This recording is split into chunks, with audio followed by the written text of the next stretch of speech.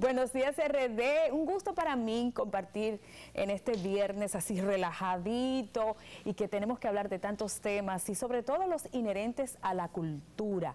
Y me precio de tener aquí como un invitado muy especial. Él es poeta, escritor, narrador y está con nosotros para compartir en Buenos días, RD, Juan Hernández Inirio. Buenos días, Ese es casi un poema, ese apellido tuyo. Gracias, sí. Muy sonoro, yo creo que todo el mundo se acuerda de ese apellido. De hecho, yo veo que tú te firmas así. Sí, Juan Inirio. Juan Inirio. ¿No se pone guapo tu papá? No, mi padre ya no está conmigo en todo caso, pero aparte de eso, el reconocimiento a la paternidad siempre está ahí. Yo soy Juan Hernández Inirio, pero todo el mundo se acuerda del Inirio, para arriba y para abajo. Así es. Incluso no me dicen Juan, sino Inirio. Okay. Y puede tomar la decisión de firmar así. Un gusto estar aquí, Sheila, y saludos a todos los televidentes que nos acompañan desde la distancia. Así es, de verdad que he visto que en tu corta edad tienes una trayectoria muy amplia. Estamos hablando de que ya llevas 5 títulos, sí, entre poesía, narrativa, escribiendo cuentos. Ahora tengo aquí, vamos a ver si podemos hacerle un acercamiento, un close-up a esta obra que es tu más reciente producción. Se llama El Nieto Postizo, y que de hecho hay un cuento aquí que es el título del libro, por supuesto, y que ganó un cuento. El segundo lugar del primer concurso de René. Del Risco Bermúdez. Del Risco Bermúdez, qué bien. Realmente siempre es un honor y un privilegio ganar premios literarios. Sí, sí, le hace bien a uno, estimula la vanidad. ¡La vanidad! Más allá de la vanidad, sí, el reconocimiento también a tu gestión y a tu labor literaria. Claro, claro, no. En efecto, los premios, aunque siempre son, digamos, una vara incierta, porque eso no es lo que determina al final si la obra va a trascender, pero permite a que uno sepa que hay una valoración positiva de la obra. Sobre todo en el caso de ese premio, René del Risco Bermúdez, segundo lugar, era un jurado de un alto nivel, entonces un jurado muy exigente. Estaba Sergio Ramírez, premio Cervantes, Leonardo Padura, premio Princesa de Asturias, Ángela Hernández, nuestro premio nacional de literatura, y otra escritora cubana llamada Lucía López. Entonces era un jurado internacional, y el hecho de que premiaran ese cuento, de hecho en ese momento me ratificó en la certeza de que yo podía escribir narrativa, porque vengo de ser sobre todo poeta, que es lo que soy, sobre todo, más que todo siempre seré un poeta. Pero me había interesado desde hacía mucho tiempo escribir narrativa, cuentos y novelas.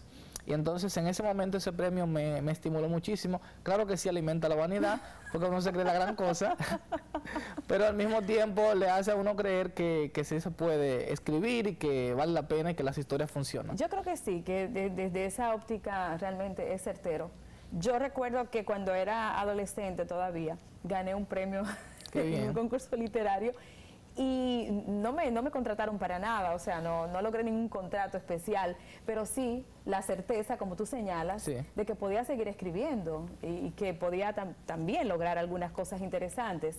Creo que nunca lo había visto desde la perspectiva de la vanidad o de alimentar el ego, pero que sí es verdad que los concursos a veces solo sirven para eso, aun cuando te fortalecen como escritor, como profesional. Y tú que ya llevas también una experiencia en tu trayectoria de vida como gestor cultural, has estado al mando de la Dirección Regional de Cultura, que es una responsabilidad tremenda, porque eras en ese momento la representación misma del ministro de Cultura en la región este. Sí, en efecto, en La Romana, en mi provincia.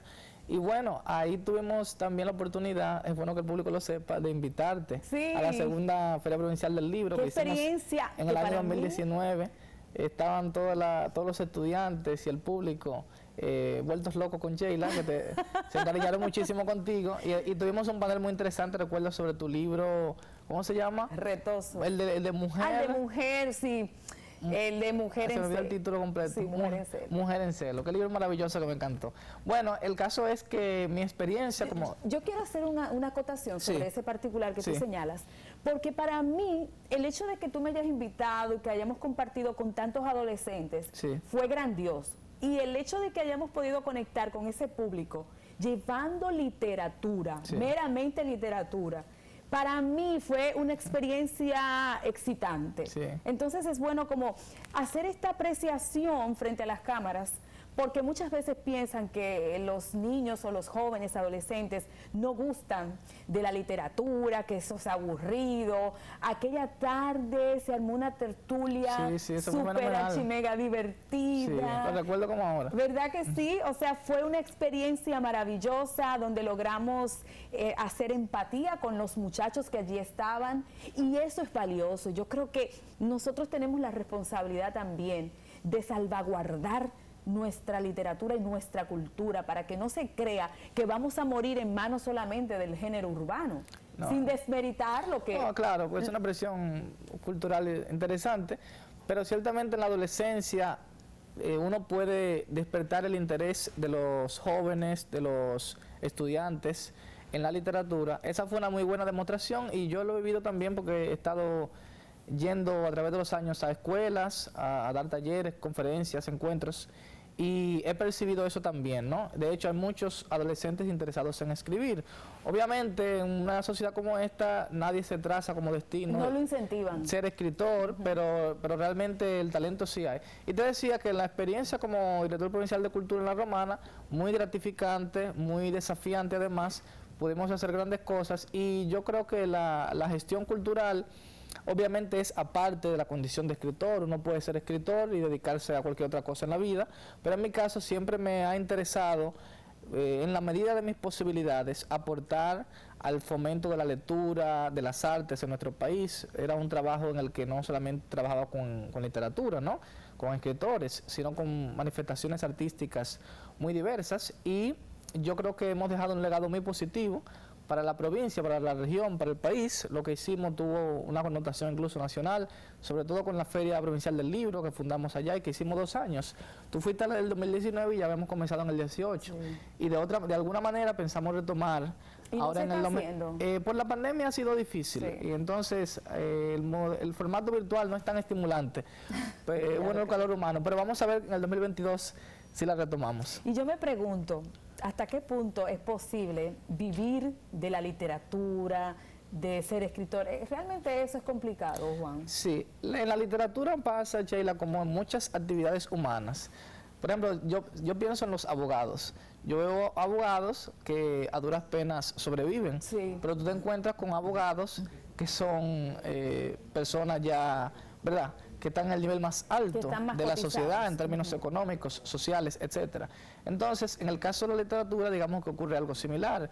Eso va a depender de cómo te vaya, y va a depender mucho del entorno, ¿no? Porque partiendo de la primera premisa, el libro responde a las mismas leyes económicas de oferta y demanda como cualquier otro producto. Es verdad. Es decir, el acto de la escritura es un ejercicio de creación, de sensibilidad estética, pero ya el libro como producto se convierte en una mercancía.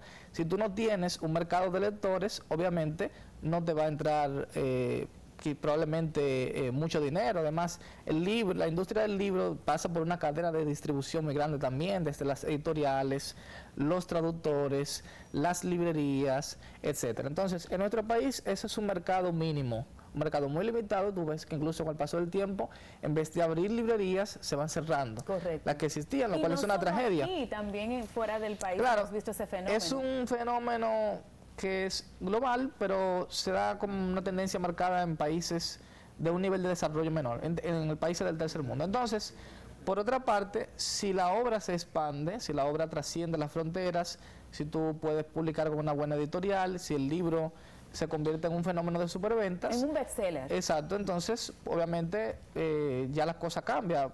Por ejemplo, J.K. Rowling, la autora de Harry Potter, es la primera persona que logró hacer una fortuna de más de $1.000 millones ¡wow!, con sus libros. Es la primera escritora. Y podría mencionar muchos casos. Y que dicho sea de paso, cuando ella lo llevó con mucha precariedad, ni siquiera le gustaban las primeras editoriales. Claro, y es una cuestión a veces hasta de azar, porque tú no sabes cómo, si tú vas a escribir la gran obra. Pero eso por una parte. Por otro aspecto, yo creo que el escritor si siente un compromiso con la literatura, lo primero en lo que va a pensar, digamos, no es en su destino económico como escritor. Primero, porque uno puede vivir de otras cosas, no siempre uno va a tener esa suerte. Y segundo, porque el juicio verdadero sobre la literatura lo da la posteridad.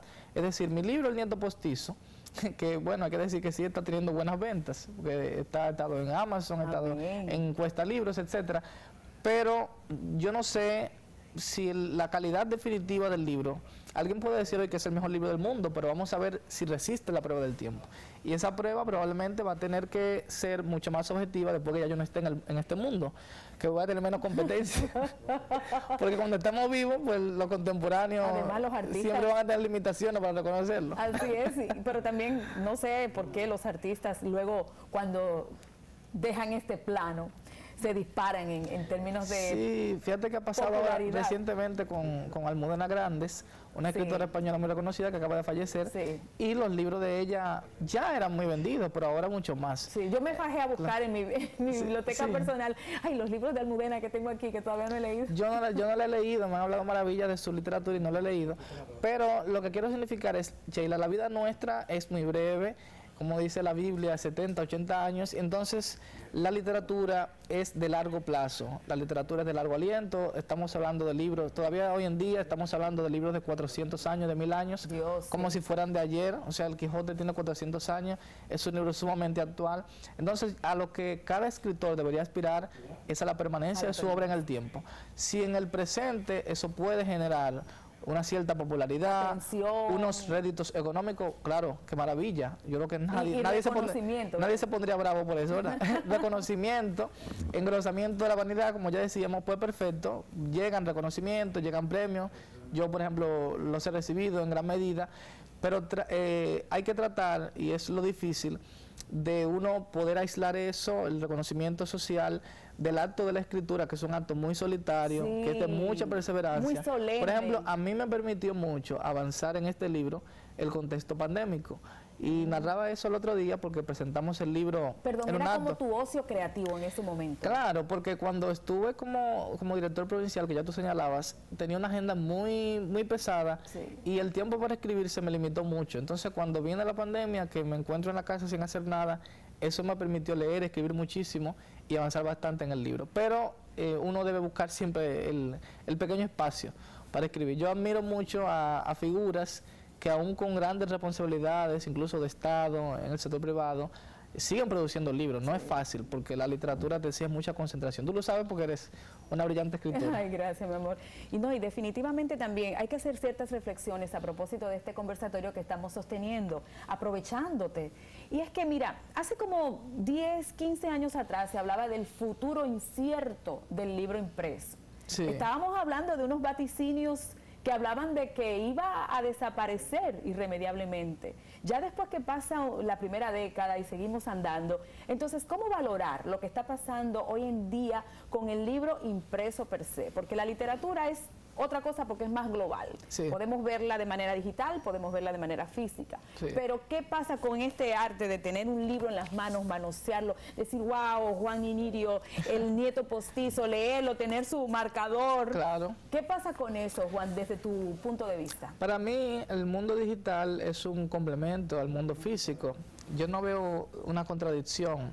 Por ejemplo, hay muchísima gente que hoy en día lee más, tiene mayor acceso a los libros porque existen los libros digitales. O sea, tú vas a Google, buscas un PDF, hay aplicaciones de libros, existe Wattpad, etcétera. Pero ¿por qué? Y disculpa que te interrumpa, ¿por qué un escritor sigue publicando en físico en vez de publicar en digital, un ejemplo? Aunque hay algunos que lo han hecho. Sí, los libros también, uno puede hacerlo de manera paralela, publicar el libro de manera física y de manera digital. Pero el libro físico yo no creo que va a desaparecer jamás. ¿Es verdad? Porque, no, me parece imposible, porque lo que se ha demostrado con el paso de la historia es que las evoluciones digitales lo que hacen es complementar. Por ejemplo, cuando nace el cine, cualquiera pensaría entonces que desaparecería el teatro. Cuando nace la televisión, cualquiera pensaría que va a desaparecer la radio, porque ya tú no necesitas escuchar solamente, si también puedes ver. Cuando viene este apogeo de las redes sociales, uno pensaría que desaparecerían, por ejemplo, programas como este, ¿no?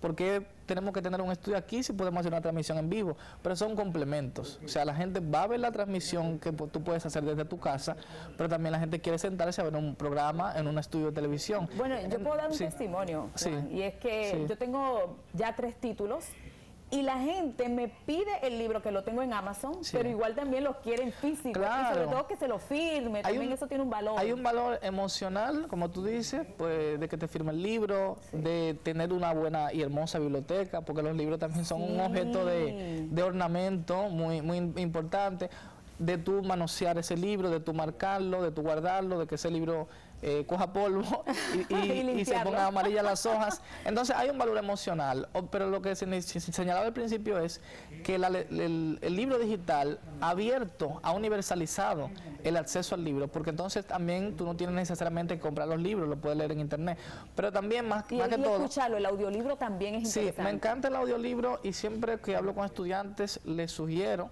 que escuchen audiolibros, porque le permite al que no tiene el hábito de lectura irse familiarizando.